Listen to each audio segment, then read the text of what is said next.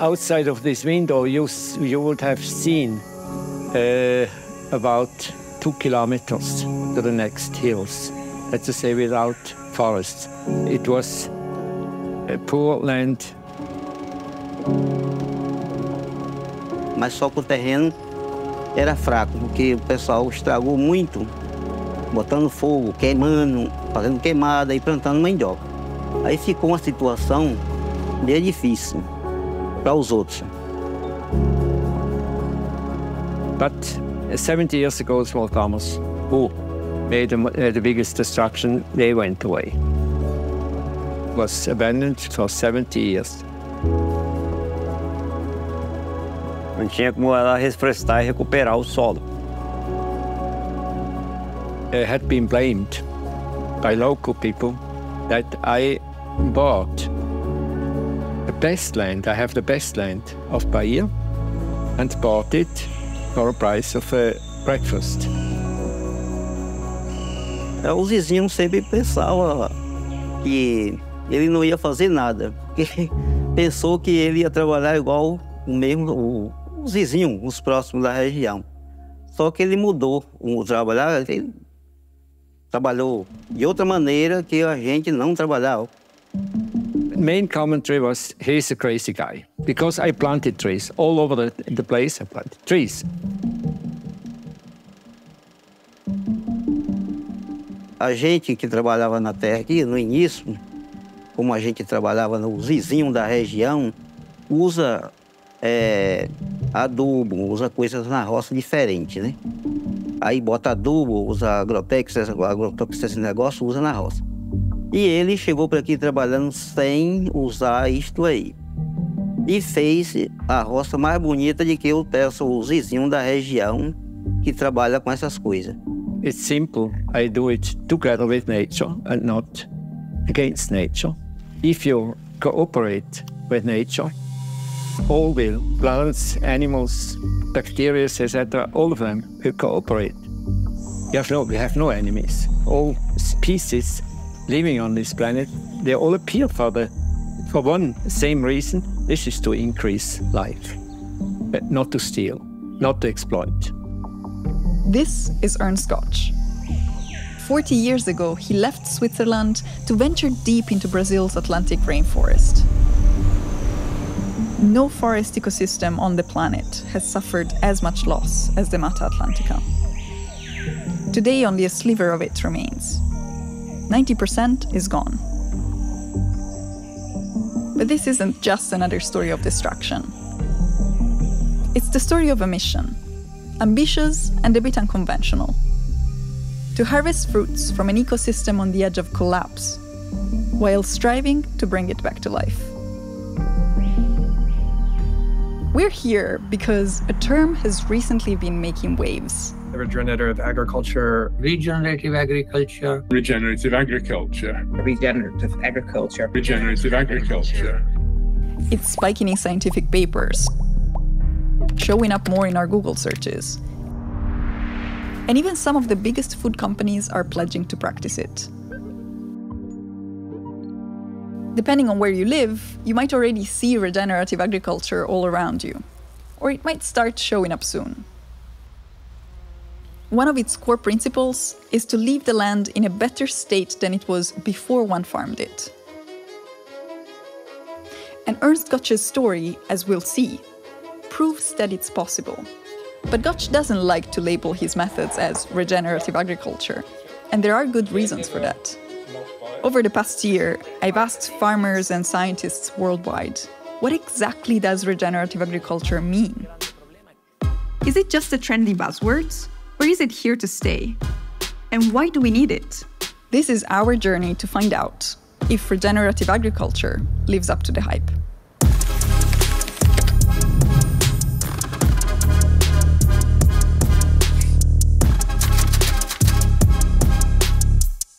Let's go back a little. When agriculture first emerged in human history, it gave humanity the power to imagine and plan for the future. People settled, communities grew, individuals became skilled at different jobs. But life for our ancestors was far from perfect. Droughts, floods, pests. Nutrient-poor soils were constant threats. Famines and diseases were common. Farmers needed a way to boost their production and protect their crops. So a big invention was bound to come, but we'd have to wait thousands of years for it. It's what experts usually call inputs. Across the 1900s, scientists developed agricultural inputs, specifically fertilizers and pesticides. In the simplest possible terms, they're like food supplements and antibiotics for plants. In the meantime, new machines began transforming the landscape into vast, manageable patches of green and gold, reducing physical demand for farmers. Genetic modification made plants grow bigger and faster. By the 1960s, these innovations were adopted globally, making it easier than ever to produce food. Experts now refer to this approach as conventional agriculture. It's curious that we call it conventional agriculture when actually it's relatively new. We call it this way because this type of farming has become the norm around the planet. Fertilizers alone, one of the building blocks of conventional agriculture, are said to feed half the world's population today. We could not live without it. But conventional agriculture may have broken its biggest promise.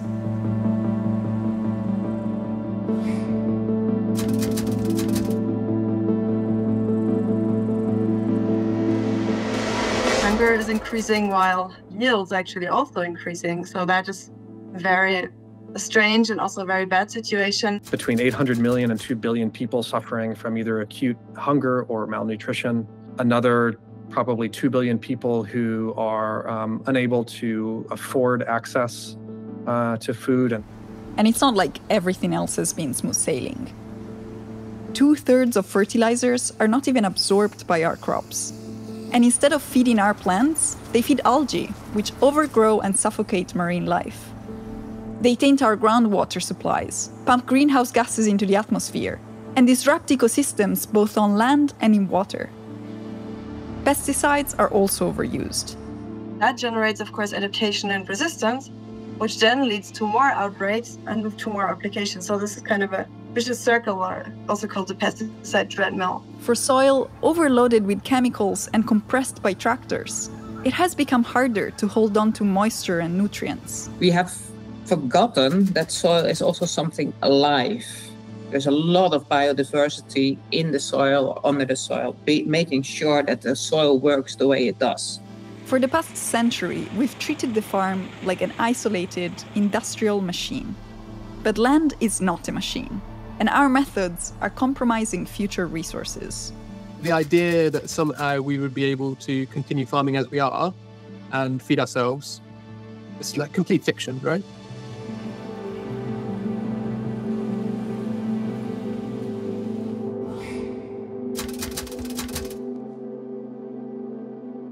It's also scary to see how long we've discussed these issues. This 1995 article from National Geographic talked about a farming revolution. Sustainable agriculture seemed to be shaping up in organic farming, ready to take over. Those days felt revolutionary to many, but there were two agricultural revolutions. One pushing for industrial-scale farming, the other advocating for organic methods. Each believed that they were pioneering the future of farming. We know which revolution has prevailed until now. Organic farming has been on the rise across Europe, but it still only covers about 10% of agricultural land. In the US, that number drops to just 1%, and globally, it's only 2%. In the meantime, conventional agriculture has spread across the globe. That may also be because organic farming benefits the land, yes, but comes with strict regulations, high certification costs, and often lower yields. So where does regenerative agriculture fit in? The term regenerative agriculture has roots in the organic movement. Back in the late 1980s, Robert Rodale, a big name in organic farming, started pushing the idea, because he thought that the term regenerative was more powerful than the term sustainable. I'm not satisfied with the term sustainability. I think it's It's very appealing to policymakers because they think it's simple and they can understand it. I don't think average person aspires to live in a sustained environment. They want to live in something that's expanding and going better. So I think the idea of regeneration is more appealing. Point the way to opportunities. Mm-hmm. We're not just going to produce more food. We're going to actually do it in a way it's good for the planet. When you farm, you're actually leaving the land and the environment in a better state than before you're farming. So you're making things better. Regenerative agriculture has been seen by some as a further step from organic. But that's not everyone's interpretation. Regenerative agriculture seems to be often emerging as an alternative to both conventional and organic farming. But pinning down what regenerative agriculture really is? If I were to ask you to say what regenerative agriculture is, how would you define regenerative agriculture? If you were to try to define regenerative agriculture, what would you say? That's where things get tricky. Regenerative agriculture is not uniformly defined throughout Western Europe or even not in the world. Regenerative agriculture, it combines food production with ecosystem restoration, having sufficient attention for the soil, for water quality, for biodiversity, and beyond that, it also looks for social sustainability and economic sustainability. It is a strategy, it's a policy, it's a concept, it's an idea, it is not a practice. It's not a certification, no, it's a set of principles. If you're feeling confused, you're not alone. I've been digging into this topic for over a year, and the one thing that's crystal clear to me is that regenerative agriculture is intentionally vague. And that's kind of okay. Let me explain. Unlike organic, which follows strict practices, regenerative farming is all about following a set of guiding principles and aiming for tangible outcomes. So farmers have the freedom to interpret how they apply these principles to achieve those outcomes. Meaning there's no one-size-fits-all method. It's up to each farmer to figure out what works best for their unique situation. The North Star of the movement is all about enhancing soil health and boosting its ability to store carbon. Because soil is the unsung hero of our food system. It's packed with microbes that help feed plants, which in turn feed us. And it acts like a giant carbon sink. As plants grow, they suck up carbon dioxide from the air to build their tissues. When plants die, they decompose, and that stored carbon is transferred into the soil, where it can remain locked for centuries. But bad farming practices, which deplete the soil, can transform a virtuous cycle into a vicious one. This is exactly what regenerative farming claims that it's trying to stop. Why is soil health a useful term? I think because it recognizes that the soil does more for us than just give us something to produce crops in. It's important to maintain soil well so it doesn't erode, because it takes millennia to form soil, and we can lose it very, very quickly in a storm if things go badly. But since the regenerative term has not been legally certified like organic, any farmer can decide which practices they want to use to apply those principles and achieve those outcomes. But this means that anything goes. What worries soil scientists at this point isn't just the soil itself. It's the myths and the misinformation that can cloud our understanding of the issues. In particular, a dramatic claim has been circulating among the regenerative movement. The idea that soils around the world are so eroded that we might only have 60 years of harvests left. The problem is, it's unclear where this number came from. This comprehensive study on soil erosion, which reviews 240 studies from 38 countries, paints a different picture. According to the study, in the next century, we could lose 35% of bare soils, 20% of farmed soils, and only 7% of so-called well-managed soils. What does this tell us? Well, we're not on the brink of a global food collapse, but it is true that we're losing a lot of soil. And restoring it could take decades, sometimes even centuries. So it is an issue we can't afford to ignore. The study also confirms that better farming practices can significantly reduce soil damage, which is great news. But can farming ever truly leave the land better than it was before it was farmed?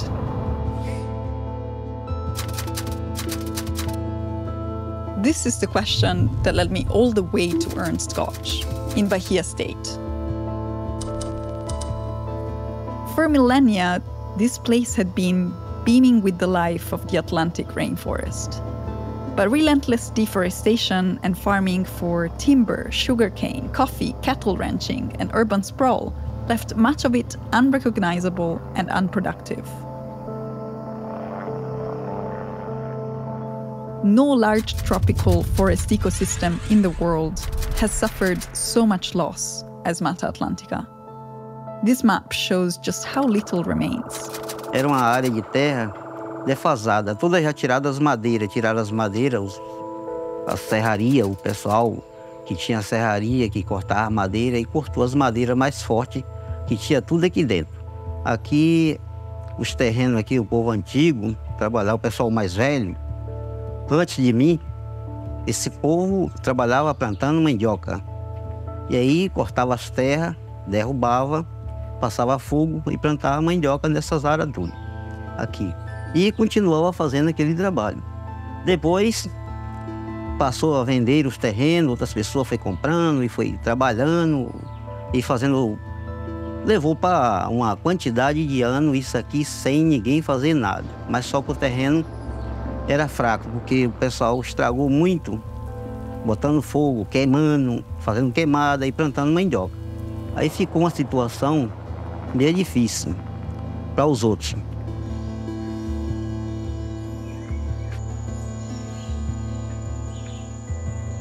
By the 1950s, locals called these 500 hectares of land in Piraí do Norte fugidos da terra seca, those who fled dry land. The land was left barren and abandoned for 70 years, until this guy showed up in the 80s. Ernst Gotsch, then a Swiss in his 30s with a background in genetic improvement, arrived with a family to feed and a fresh perspective. And now Ernst believed there was something missing in conventional farming methods, and he set out to prove it. During his childhood, he had seen his father work on the family farm on the shores of Lake Constance. I got interested in farming.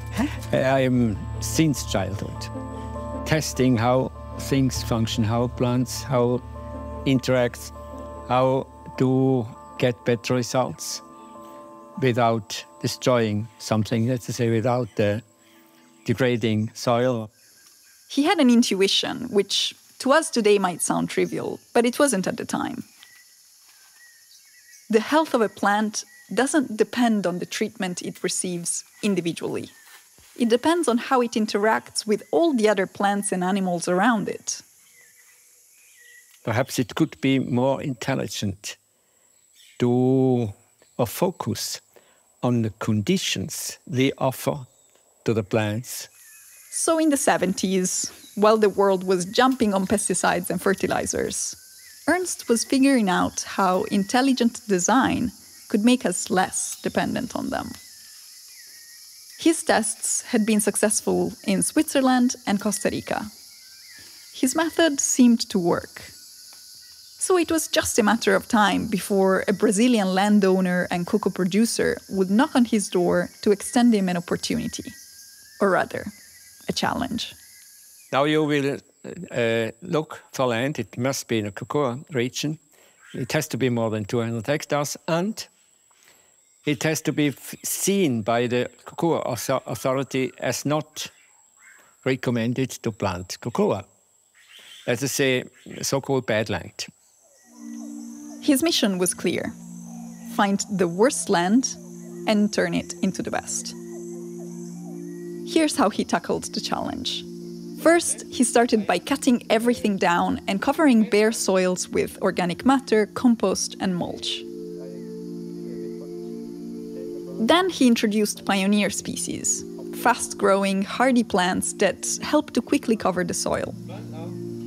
Next, he planted a mix of vegetables, fruits, herbs, and perennials, arranging them in layers that mimic a forest canopy. This setup creates different heights and shades, much like a natural forest. I'm making it sound easy, but he has a very sophisticated way of deciding what trees to plant and where. For the past 40 years, Ernst has been out in the fields every day at sunrise, pruning and mulching. And he won the challenge. Against all odds, the thriving cocoa in his land is recognized among the finest in the world. And that's not all he produces. His land teems with bananas, Brazil nuts, acai, jackfruit, mangoes, and countless other species, all flourishing without a single drop of additional irrigation, fertilizers, and pesticides.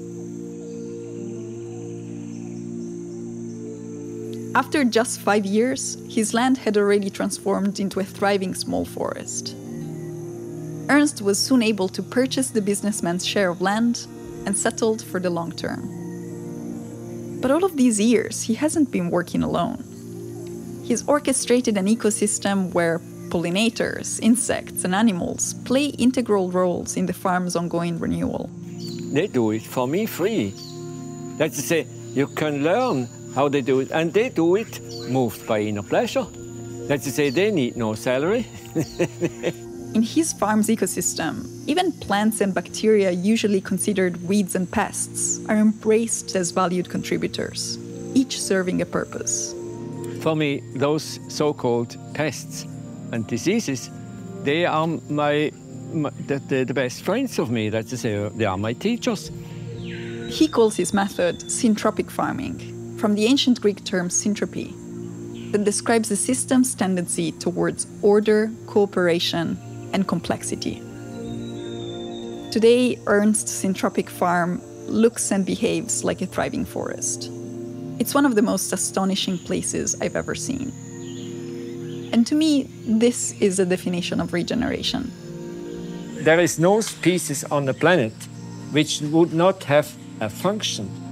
Each of all these functions is in pro of life and not against life. And this is what I point at ourselves, that we have lost. We appeared in the same way as any other species or all other species to favor life, to contribute, to increase life. And if we would understand this, we would ask, first of all, what is the first human right? Is to be serviceable to life. The farm is known as Olhos d'Água, water eyes, because rain has come back too. Just 10 years after Ernst settled, technicians from the Brazilian Institute for the Environment decided to visit the farm because they had seen surprising aerial pictures like this one. At the time, a severe regional drought was ongoing. But the images revealed a thriving forest and clouds hiding a highly productive area. That's because the farm isn't just a small ecosystem. It also creates a humid microclimate from the water evaporating off the plants. Ernst's success as rainmaker during that drought finally earned him the respect of many of his neighbors. De prova que ali eu moro aqui perto, lá, aqui chove, às vezes lá não chove. Por incrível que pareça. Se falar isso, só quem convive aqui para ver. Tem vezes que aqui cai a água, lá não cai. E eu fico aqui a 4 quilômetros aqui, porque da floresta. Mas tem vizinho ainda que não está ainda não acreditou ainda no trabalho dele. Para pegar o sistema dele aqui, assim como eu conheço e outras pessoas, tem gente que pega já o sistema assim, tem gente que não quer mais usar aquelas coisas mais erradas nas frutas, nas florestas, né? Mas ainda tem gente ainda que é meio duvidoso um pouco, né? I can understand why his figure can still be divisive. His is not just a farming method. It's a worldview that connects wisdom from biology, agronomy, and ancient philosophy. Lao Tzu says, things are not to be done. They are being done. I say, things are being done by all species of all time.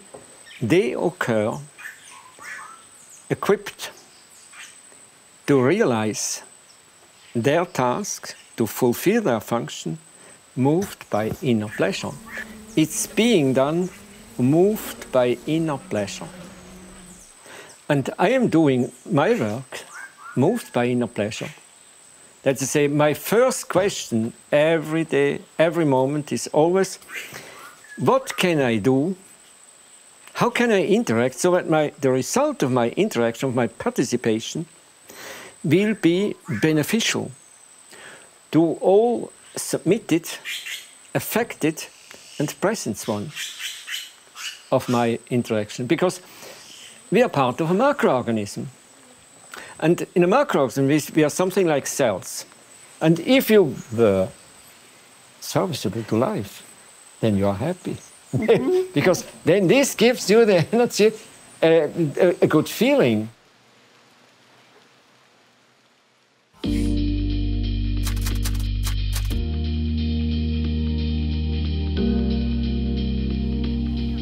Finding joy in the work, though, isn't always enough to solve the broader challenges farmers have to face. For starters, after putting in so much work to grow their food, then it can rot quickly if they don't find a buyer fast. So the processing part, like drying, fermenting, whatever, is very important to give it a longer shelf life and also to be able to sell it and to add value to it. This is Gudrun, Ernst's daughter. She's taken her father's principles and built on them with her business, Selveipaths. Her focus is on turning their farms and the neighboring farms' abundance into products that can last and thrive in the market. But Gudrun's path wasn't always clear. There was a time when she was curious about a different life. I was born 2 kilometers from here at my dad's farm. I moved away by the age of 12. I only have one brother, so all my siblings had moved away already. I asked my parents to go with him because I was all alone. I didn't have anyone to play with. And I wanted to go to school. When I left Brazil, I always say, one day I'm going to go back. I'm going to come back. And I came back to Brazil when I was 27. What was the impression that you had approaching European agriculture when you went there? I think I couldn't imagine me living in Europe from agriculture. I don't know, I didn't connect with that. I can't imagine myself going a different direction, or supporting something that goes towards monoculture and conventional agriculture. So I think giving more value to what farmers do would be really great for the world. And I mean, even farmers don't feel like they themselves they don't have value,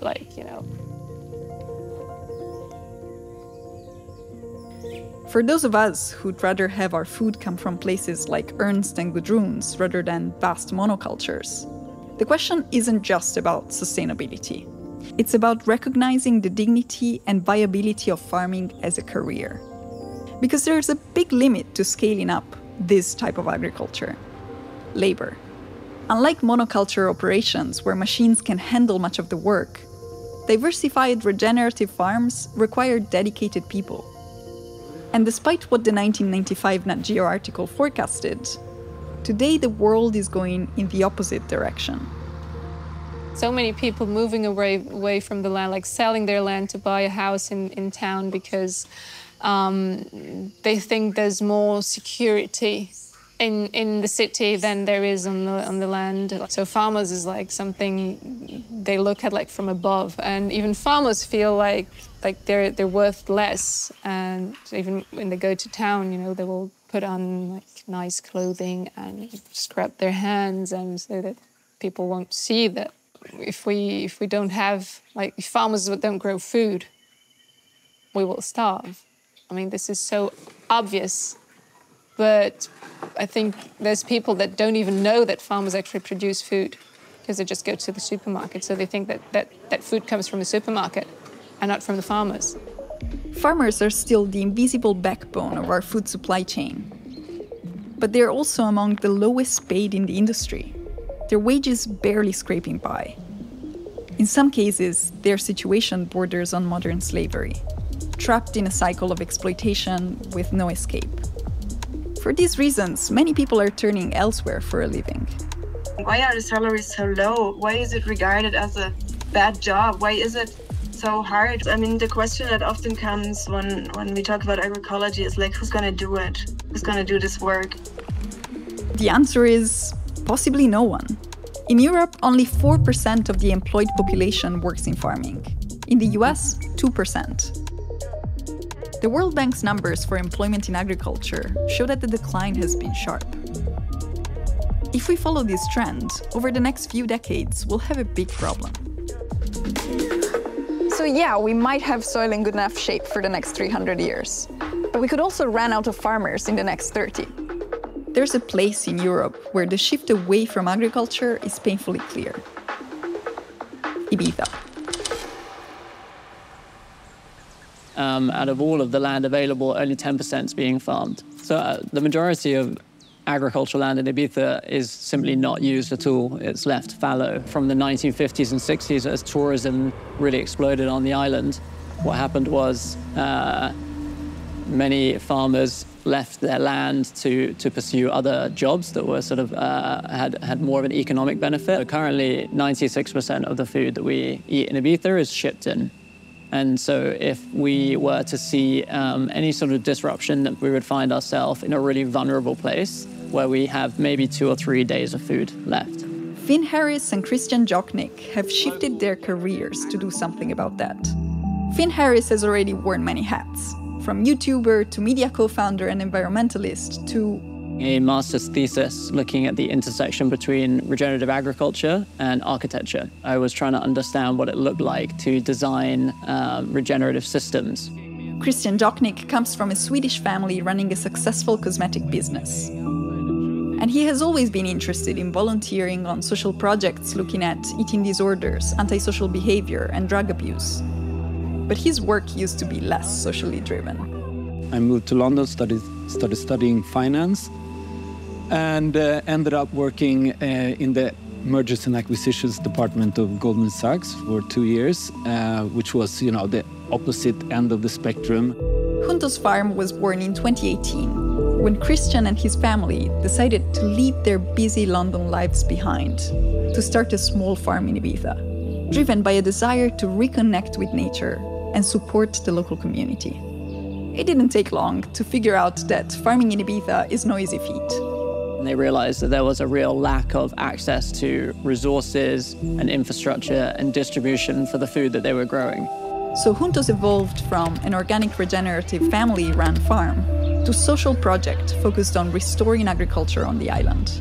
Part of this project is about making sure that we connect with the existing farmers on the island and support them and try and understand, what are the major bottlenecks for them.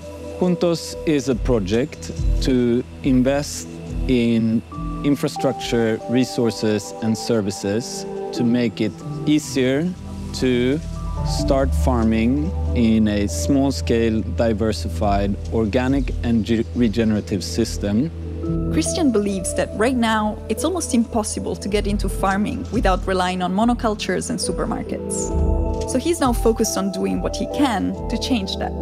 The challenge with the cooperatives today is that they are operating in the system of the monoculture. So here you have the Beekeepers Association, and here you have the Grain Producers Cooperatives, and here's the livestock cooperative. But if you're a small-scale diversified producer, and you have bees, and you have chicken, and you have sheep, and then you have trees, and you have grains, and you have a veggie garden, you cannot go to 5-6 different cooperatives that are 2 to 3 hours away. If you can link these units together into a global movement, then you can have shared offset agreements. Through that, a replicated model, I can get access to scale. And this is a model that I think can work. I can't help but think that while these solutions offer hope, they face a tough test. Could they work in places that don't have the luxury of tourism or affluent residents? For many small farmers, this kind of support just isn't available. Despite the fact that we have a small local population, about 150,000 residents, we have 4 million tourists who come through every year. And so a key to this project succeeding is being able to tap into that tourism industry. And the irony there is tourism is one of the reasons that we've seen a decline in agriculture.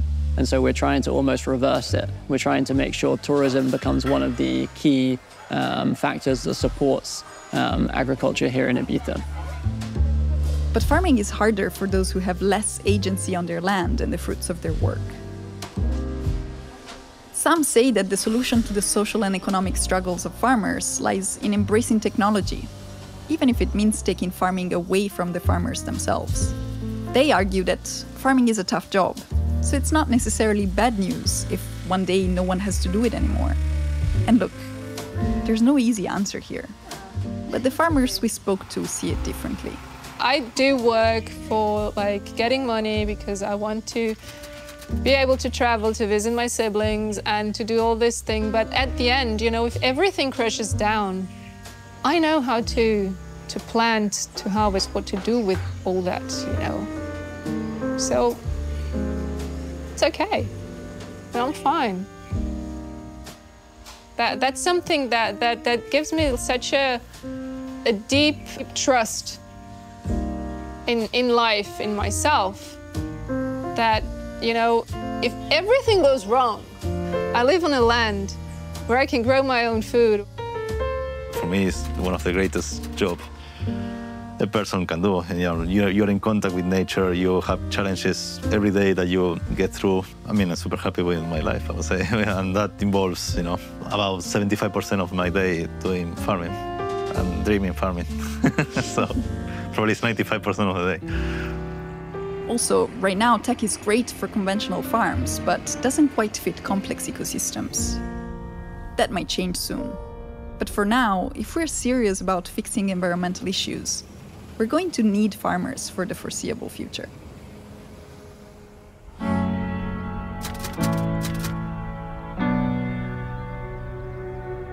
It's this social dimension of farming that makes some people skeptical in front of big companies' commitments to regenerative agriculture. For 12 years, I was on the Sustainable Sourcing Advisory Board for Unilever. So I was at this meeting, it was in 2019, I remember it very clearly, and people in the meeting were talking about regenerative agriculture. Now, as a professor working in the field of agriculture, I thought, what on earth are they talking about? I hadn't heard of this. Over the past few years, some of the biggest food production companies in the world have jumped on the regenerative agriculture bandwagon. From meat and dairy producers and suppliers, including JBS, to grain companies such as General Mills, to agrochemical producers like Bahia and Syngenta. There are very few actors who define kind of everything from prices to what's being produced, what's being consumed, and how it's distributed and all that. But not everyone in the regenerative agriculture movement is thrilled about big companies co-opting the term. What they're really advocating for are fundamental changes in our economic system. Changes that could actually challenge big companies, not reinforce them. The regenerative agriculture, the agroecology, they sign up often to issues of fairness and equity and things which go beyond the actual crop production to the way that the whole food system works. We have studied during the last 100 years how to squeeze out at the lowest price the products out of plants, out of animals, and out of people. That's why Ernst is reluctant to call his agriculture regenerative.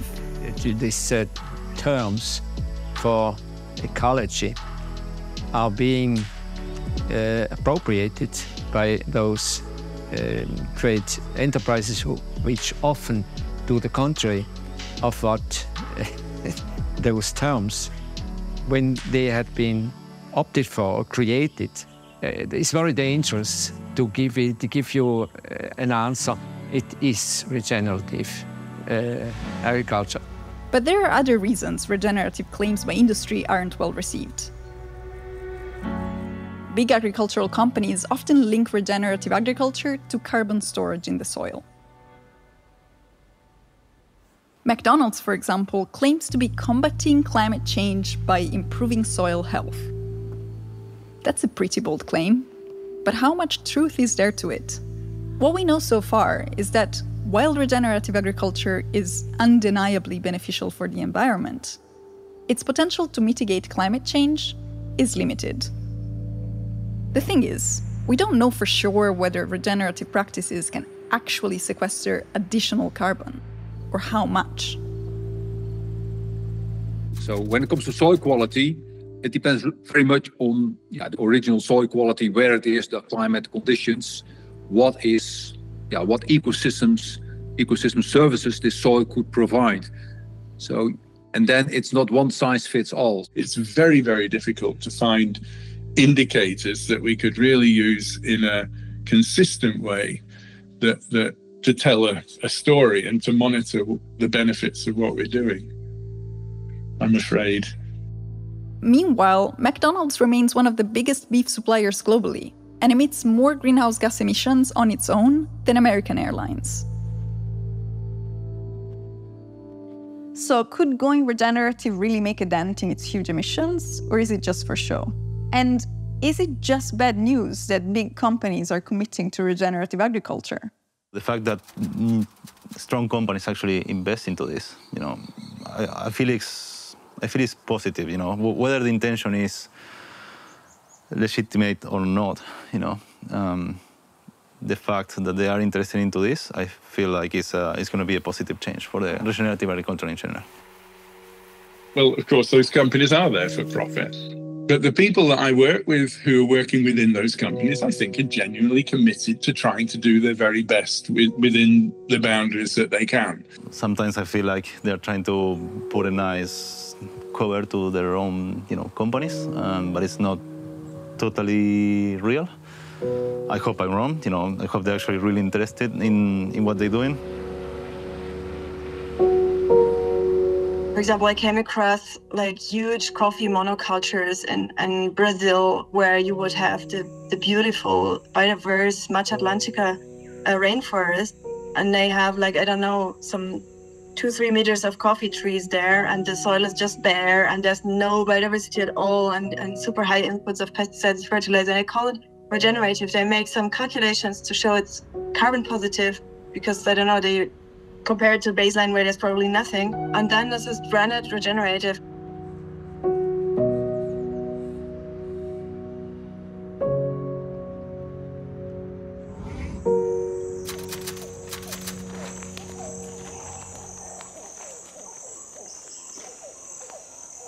There's a fine line to be walked.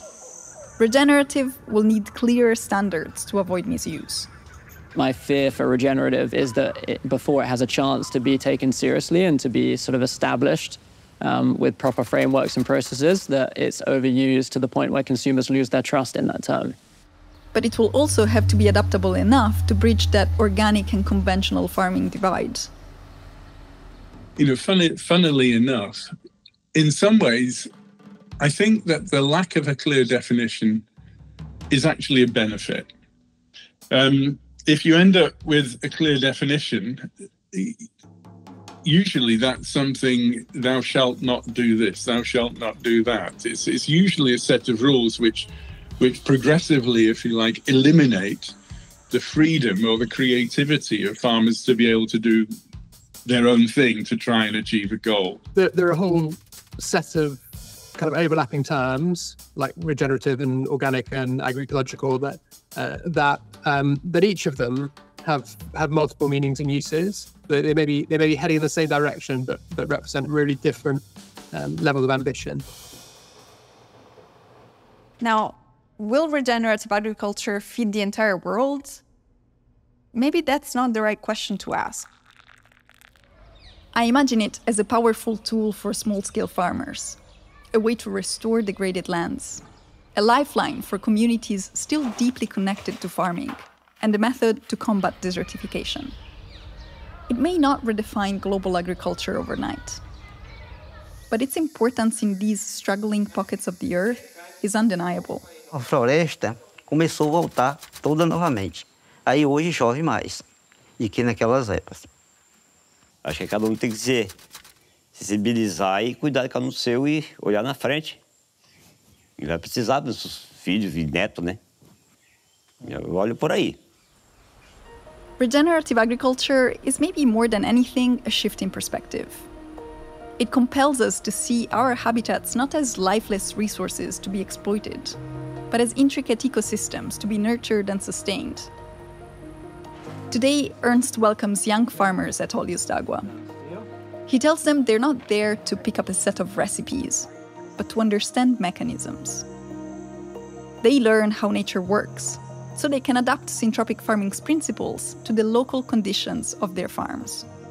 I am sure that nature functions on a clean, logical principles. For me, the whole universe is a living being. But each element of each part of this universe has its peculiarity, but they function all on the same principles. And there is no beginning, no end. Similarly, regenerative agriculture doesn't seem to be about finding a universal fix.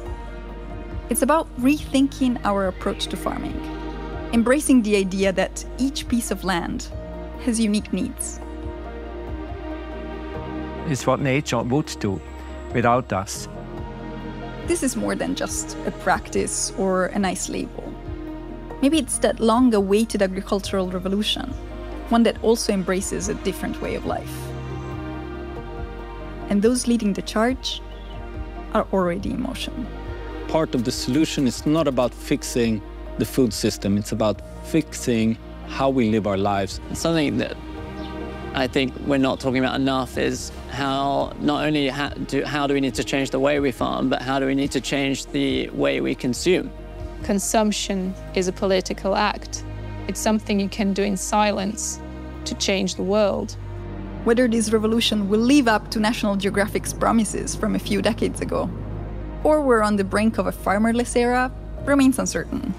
In the end, I like to think that the future of farming will just come down to what we collectively decide to value. I really believe that we have the power to create our reality. And this is being done with what we think, what we say, and what we do.